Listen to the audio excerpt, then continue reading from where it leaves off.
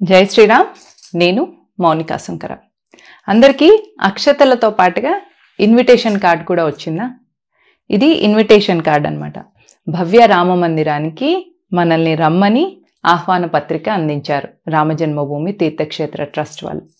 2500 సంవత్సరాల వరకు ఎలాంటి మరమ్మత్తు అవసరం లేని గొప్ప నిర్మాణం జరిగింది.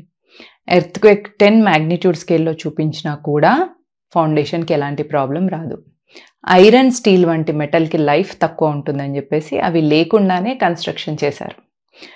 మామూలు గుడి కాదు, అది ఒక గొప్ప గుడి.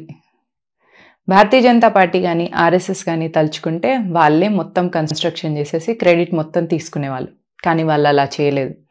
సాధు సంతులను, ఆధ్యాత్మిక గురువులను, హిందూ సంఘాలను, అందులో ప్రతి హిందువుని కూడా నిధి సమర్పణ అభియాన్ ద్వారా మనందరి దగ్గర డొనేషన్ తీసుకొని మరి ఆ గుడిని నిర్మించి మనల్ని అందులో భాగస్వాములుగా చేశారు. గొప్ప ఉద్దేశం కదా.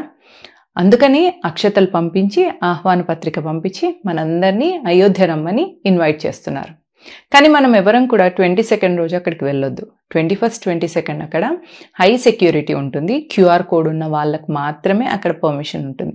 సో అయోధ్య లోపలికి ఎంట్రీ ఉండదు. కాబట్టి మనం 21st, 22nd జనవరి రోజు ప్రాణప్రతిష్ఠ చూడడానికి వెళ్ళకపోవడమే ఉత్తమం. ఆ తర్వాత ఎప్పుడైనా కూడా మనం వెళ్ళొచ్చు.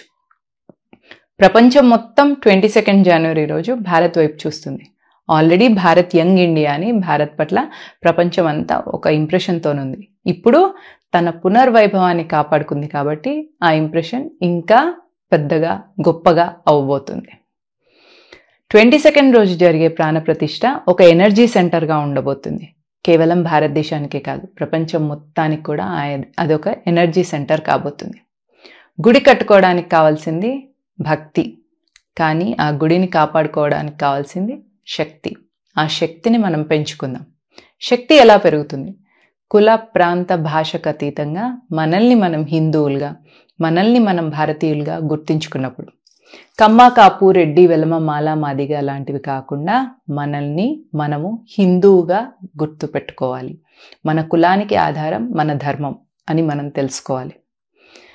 తెలంగాణ వ్యక్తి, గుజరాతీ వ్యక్తి, కన్నడ వ్యక్తి అని ఆలోచించకుండా మనల్ని మనం భారతీయులుగా గుర్తించుకోవాలి. ఎందుకంటే ఆ రాష్ట్రాలకు ఆధారం ఈ దేశం కాబట్టి.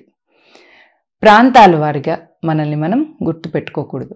నెక్స్ట్, భాష పరంగా నాది తెలుగు మాత్రమే నా భాష కాబట్టి నేను హిందీ మాట్లాడను అని వేరే భాష పట్ల ద్వేషం లేకుండా, ఈ భాషలన్నిటికీ ఆధారం సంస్కృతం అని మన దేశ సంస్కృతి సాంప్రదాయాలకు, మన కుల, ప్రాంత, భాష కానీ ఏవైనా కూడా వాటికి సంబంధించినవి అని గుర్తించినప్పుడు మనం ప్రౌడ్ హిందూగా గుర్తించుకోగలుగుతాం, ప్రౌడ్ ఇండియన్గా గుర్తించుకోగలుగుతాం. సో గుడిని కట్టుకున్నాం, దానికి మన దగ్గర భక్తి ఉంది. అదే ఇప్పుడు గుడిని కాపాడుకోవడానికి శక్తిని పెంచుకుందాం. Be proud to be a Hindu. జై హింద్, జై భారత్.